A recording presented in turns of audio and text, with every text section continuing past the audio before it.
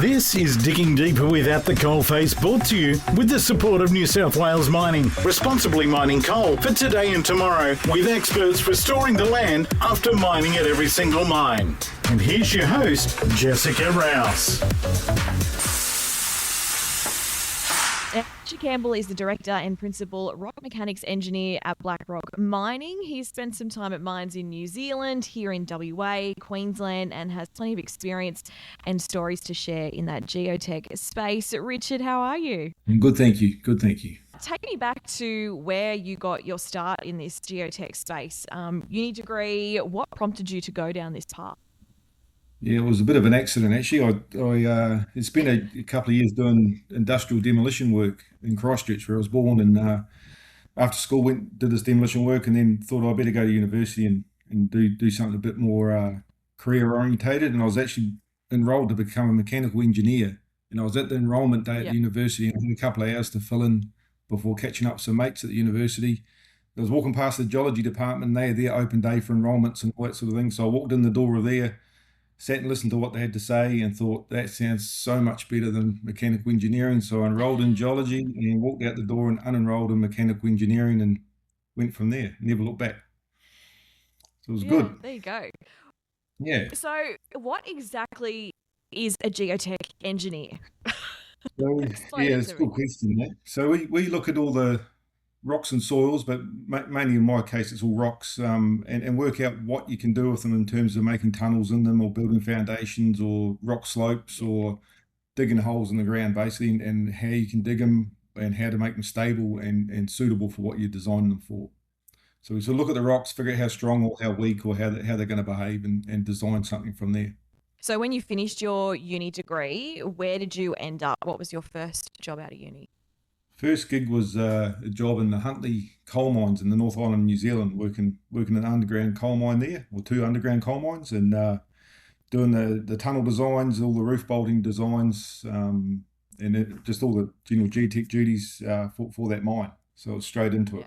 Was underground something that, I guess, while you were doing your degree, that's where you were always going to end up first, rather than open cut or anything like that? It's quite funny. My master's degree or master's thesis was in open cut mining, but I always wanted to go underground mining. Okay. So so it worked out quite well. Yeah. Do you remember your first experience going underground? Yeah, I certainly do. After doing the induction and all that sort of business at the mine site, and then basically walked in the next day, and they gave me a hat and a heart and a rescuer and all the safety gear, and just pointed me at the drift and said, "Go down there. Here's a map. You'll figure out where you're going from there." And away I went. And it was good. Got to look around the mine by myself, wandering around, no problems at all. Yeah, found the place I was looking for, and started putting in roof bolts actually with offside one of the bolting guys. So yeah, it was easy. I feel like that's not how it would go today.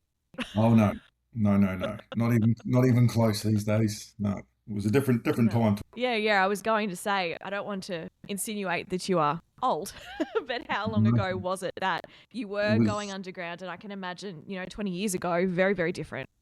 It was actually 26 years ago, almost to the day. Just looking at the calendar. Oh, there you go. Yeah.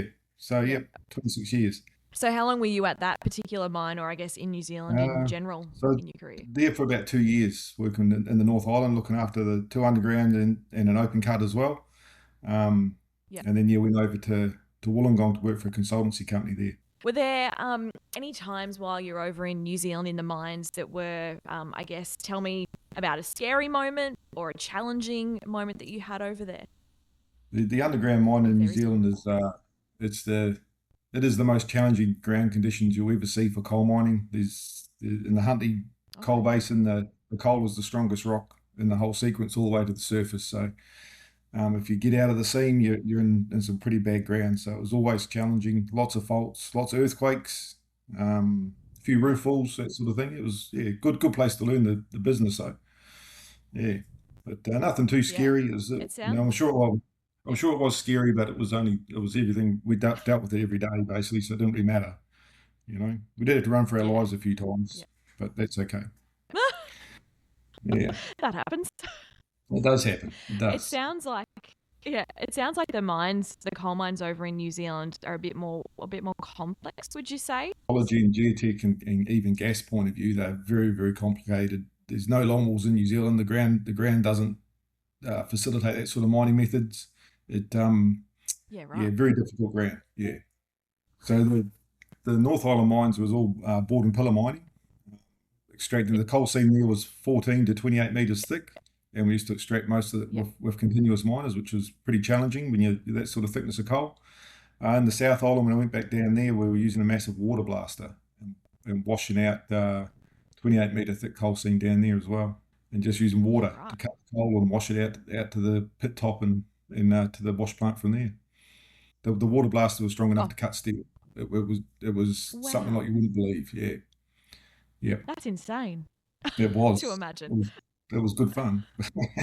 So you said you came over to across the ditch to Australia to Yep, Wollongong, working with a consultancy company. So were you back yep, in mines or? yeah, yeah. Working for Yep, Strata Control Technology in Wollongong, working as a geotech for them. Got to see all the yep, mines around Wollongong and Newcastle, all the longwalls and all that sort of thing. And then they sent me up to yep, Mackay for a year or so up here as well. Um, to work at North Goonyella and Moranbah North and those sort of mines out by Moranbah, which was good fun as well. I got to see a lot of different things there compared to what I come from. One share of a longwall makes nearly 2,000 ton of coal, and that took 45 minutes, maybe an hour. That was more than a whole 24 hours production in New Zealand. We could do it in an oh hour. wow. So it's a whole different scale of mining, different process. What's mining like over in New Zealand at the moment? Because there's not an awful lot going on over there, I guess, since Yeah, that disaster. How yeah. long Since ago is that now? White River blew up about That's it. 12 years ago, I think it is now. Maybe a bit longer Yeah. actually. So yeah, that was basically the nail in the coffin for underground coal mining in New Zealand at the time. Most of the coal mines were owned by the government, state-run mines. That one that blew up wasn't. That was Yeah. privately owned. But it basically put the frighteners in the government, and they shut down all the coal mining. For other reasons as well. They wanted to be all clean and green and all that sort of stuff. But pretty much they used the excuse of safety issues, and they stopped all the underground mining and sold off the open cuts. Yeah. Yeah, What was it like hearing about and seeing everything from Pike River, having worked in those sorts of environments over there? yeah. So the Pike River mine was on the other side of a hill. After I left SCT, I went back to New Zealand and worked in a mine called Spring Creek with a big water blaster. And Yeah. Pike River was on the other side of the hill from Spring Creek. So we knew a lot of the guys who worked there. Some of the guys who worked there come from our mine. Their kids went to school with my kids, all that sort of stuff. So it was disastrous when that went off, and realised who was there and which Yeah. crew was on, and seeing the photos of the blokes who were left down there. And yeah, it was heartbreaking in some ways. Yeah, should never be able to Yeah. happen. That sort of stuff should never be able to happen. No. You would have seen a lot change, from when you started in the industry to now in terms of that safety side of things and how things are done. I Oh guess yeah, obviously changing for the better. yeah, yeah, definitely. The improvements, even the Australian industry. The New Zealand one used to piggyback the Australian industry all the time with safety improvements and the methods and the monitoring, like sort of good work. But even the Australian industry's come ahead, 100% improvements in every aspect for safety, which it's needed. It's the way it has to be. The public perception and the rights of the workers is Mm. to come home every day. You don't want to be getting hurt. You don't need to be getting hurt. It should be just like any other workplace, and it is pretty much like that now, which is good. Yeah, exactly. It's certainly been a challenging couple of years up in Queensland in terms of the industry and Yeah, safety and yeah, fatalities and that sort of thing. it definitely has been. There's a roof fall fatality uh, just this year at one of the mines here in Yeah. Queensland, and again that bloke, he used to work for us before he went to that mine. Nice guy, you know him, you've spoken to him a few times, all that sort of business, and to hear what happened there is just, again, it does break your heart. You think what is going wrong with this industry to let this sort of thing happen. So, but Yeah. more people die on the roads going to work than they do at work. So you've got to sort of temper it with a little bit of common sense and go, well, truly the most dangerous part of our jobs in the Queensland mining industry is driving to work. It's not in the mines themselves. Yeah. So Tell me about your time in the mines up in Queensland, being a geotech. You were doing that same role? yeah. So when I was in Mackay working for SCT, I was a geotech. Yeah, and then again learned a lot there, and then went back to New Zealand for a couple of years to work in that Spring Creek mine as a geotech, then tech services manager. Um, and then went over to Western Australia to do some open cut mining for a change, which I hadn't done. Yeah. So that was, I was actually the operations manager over there, which was interesting. Big trucks and diggers, Yeah. exciting for the first week or two. And after you've seen big trucks and diggers and blowing stuff up for a week or two, it becomes pretty mundane compared to the underground work. So that didn't last too long. I got bored pretty quick and headed back over here to start my own company, back to Mackay. Yeah. Yeah. I feel like WA, I've not been to WA, coalface in general, we don't really cover much stuff over there, but it seems like a completely different world. Yeah, it is. When Perth's a remote city for one, and we lived in Bunbury, south of Perth, and you're a long way from anywhere over there. Great people, great environment, lovely, beautiful part of the world. Don't get me wrong, it's a great place to be living. But yeah, I didn't gel with open cut mining that much. It was just the same thing every day. If it rained, you stopped. If it didn't rain, you keep going. That was about it. So in starting your own business, what sparked that idea? Me and a couple of mates sitting around a table in Perth or in Bunbury in Western Australia and having a few beers, thinking it's time to go and do something Every a bit good different. idea happens over a beer. That's absolutely right. So we come up with the name of Blackrock and registered it there and then on the laptop and made a few phone calls in the following week and lined up some contract work doing geotech coverage work again in the Moranbah North and a new mine called Carbra Downs. We're putting some tunnels in. So quit my other job, flew back to Mackay and started up over here. Yeah. What I imagine there would have been obviously challenges and all sorts of things in starting up your own business. I mean, that's a massive thing to undertake, particularly in such a big industry. Yeah, I think I was a bit naive about it, to be honest with you. We said just registered the company, got an email address and a phone, quit the other job and jumped on a plane and ran with it from there, and it turned out well. But yeah, probably looking back, it was a big risk and had bills to pay and mortgages and all that sort of stuff. But didn't really think about that much at the time. It was an opportunity and we jumped on it. Yeah, left the wife and kids in Perth or in Bunbury for about 3 or 4 months before they got over here as well. Let them finish up school and everything, the school year. Yeah. So yeah, it was a big change, but it certainly worked out well. Yeah, I was going to say the risk paid off. Yeah, absolutely, and there was a lack of geotech engineers, so it was good timing. And even if the contracts had lined up didn't work out, we had more work than we could do. So, it wasn't really a risk of there'd be no work. It was more of a risk commercially and getting insurance and all that sort of stuff was the risk, but the actual getting work wasn't a problem. How many people did you start with and how much have you grown? There was 3 of us around that table in Bunbury. 2 of us actually quit our jobs and come over to Queensland and started. The other bloke dropped out pretty quick. His partner at the time was a bit sick of him being away so much, so he ended up taking a job down Newcastle way on living next to the mine site, working there. So, which is fair enough. You've got to do what you've got to do for your family. And so there was basically one of me for about a year. And then now there's 120 of us.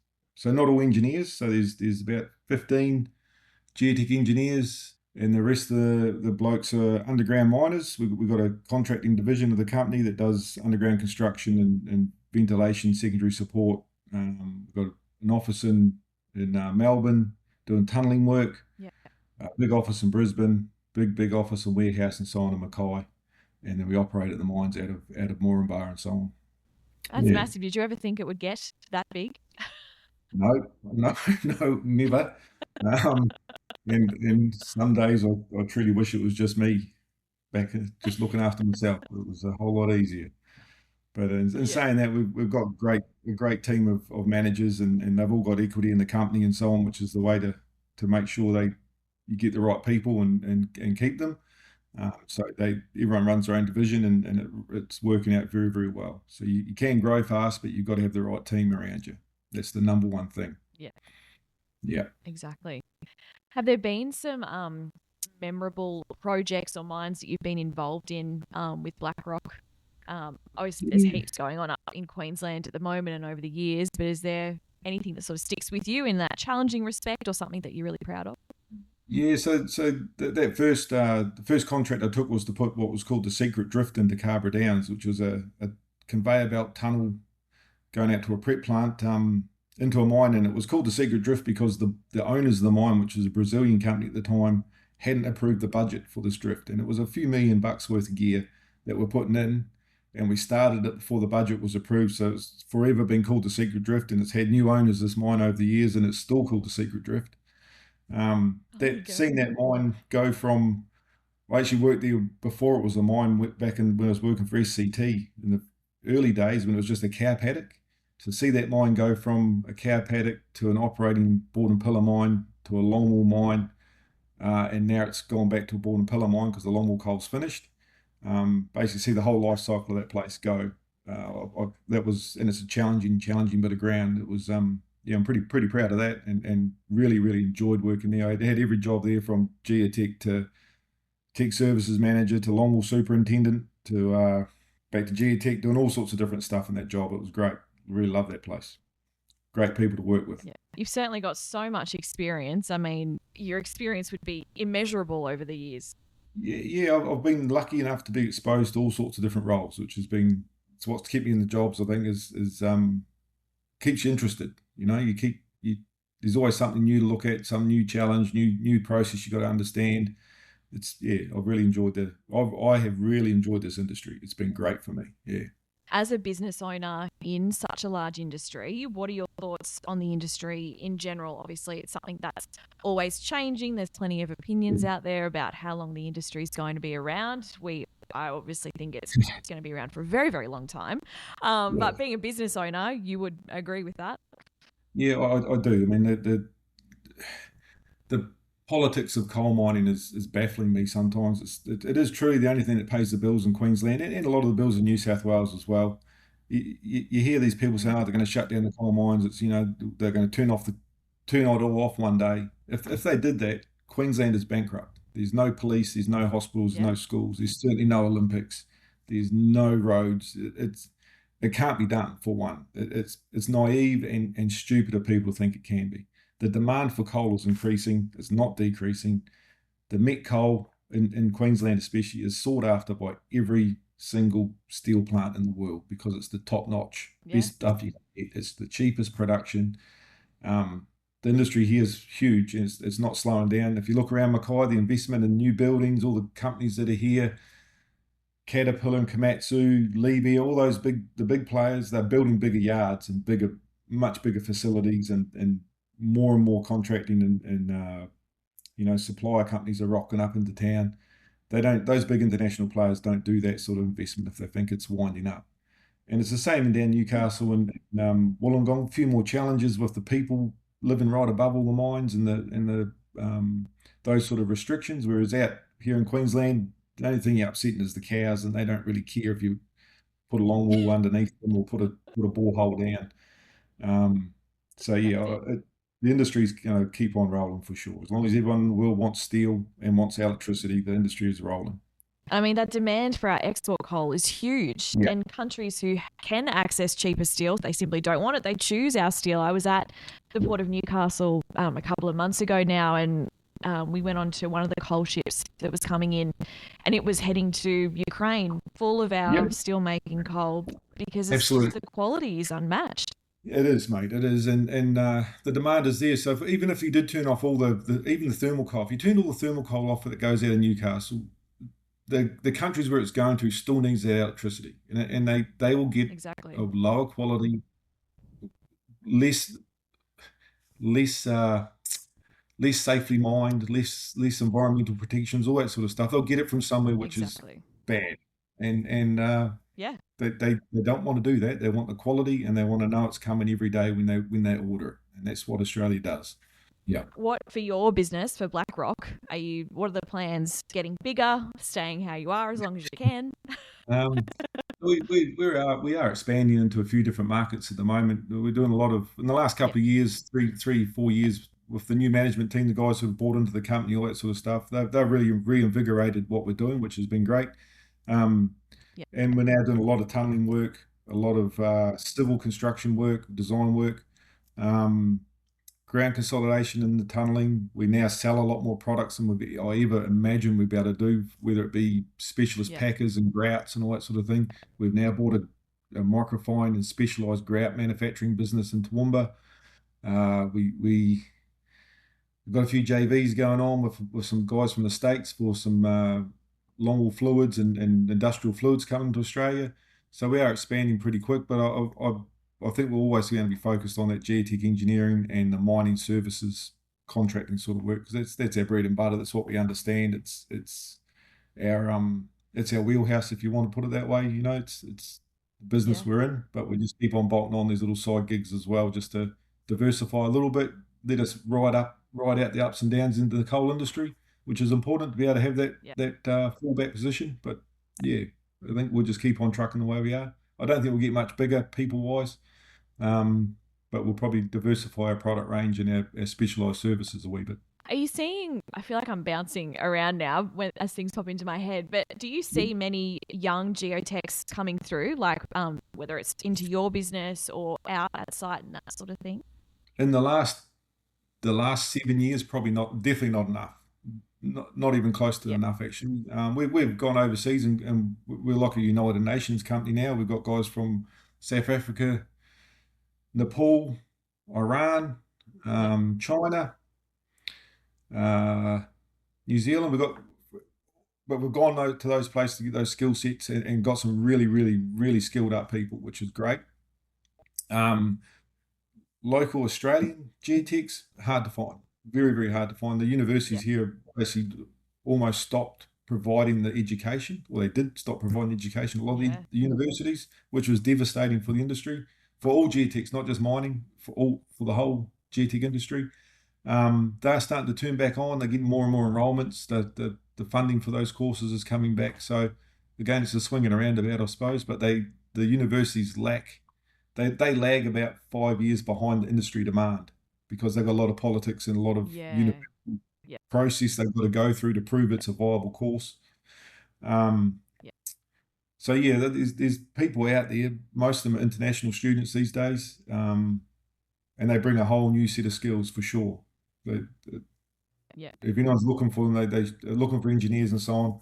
They shouldn't discount the international ones. You get some great guys, some great workers, some great people who will bring a whole new set of skills to your business. Yeah.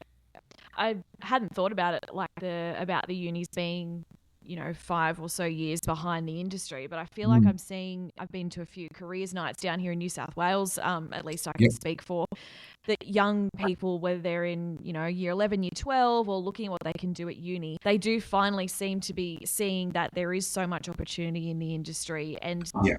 the scope for jobs for a geotech, for a mining engineer, we're going to need them for many years to come. Yeah. Yeah, and they're well-paid jobs. They're very skilled jobs. Yeah. They get lots of development. There's good career paths. It's a matter of Exactly. perception is a lot of the problem. Well, mining's bad, don't do it. Those sort of issues get in people's heads, especially young people's heads. They're taught that at school. They're taught it at school that mining's Yeah. bad, Yeah. but look around them. If you're not growing it, it has to have been mined, right? That's the truth of the matter. Exactly. But everything you use every day, it's either grown or mined. There's no in between those two answers. So it's not an industry that should be put any bad vibes on it. The whole country, the whole world relies on either farming or mining. So Yeah. it is what it is.